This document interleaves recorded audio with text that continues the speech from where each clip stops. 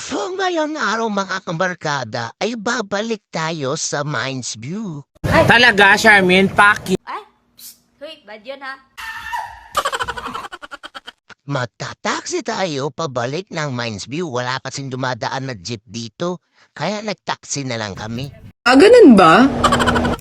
Kaya babalik kami ng Mines View mga kabarkada dahil iniwan kasi namin yung aming motor doon. Hindi, wow. At kung naaalala nyo mga kabarkada sa mga last video namin, di ba nasabi ko doon na walang parkingan sa The Mansion. Talaga? Hindi sana pinabillboard mo. What? Kaya walang parkingan sa may The Mansion kasi mga kabarkada ginagawa yung sa right park. Doon kasi ang pwede dapat mag-parking. Hindi namin namalayan na nandito na pala kami uli sa The Mines View. Medyo traffic nga lang mga kabarkada at lalo na pag umaga kayo namamasyal, asahan nyo na talaga ang traffic dyan sa The Mines View.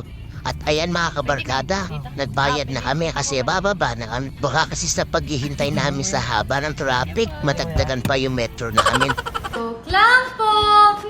At shoutout kay Kuya B-Boy dyan sa taxi driver na nag-drive sa amin hanggang Mines View. At kung gusto nyo magpa-date sa Baguio, hanapin nyo lang daw siya. Pakalat-kalat lang naman daw siya sa The Mansion at sa right park. At ngayon mga kabarkada, nandito na kami uli sa The Mines View. Maraming salamat sa inyo.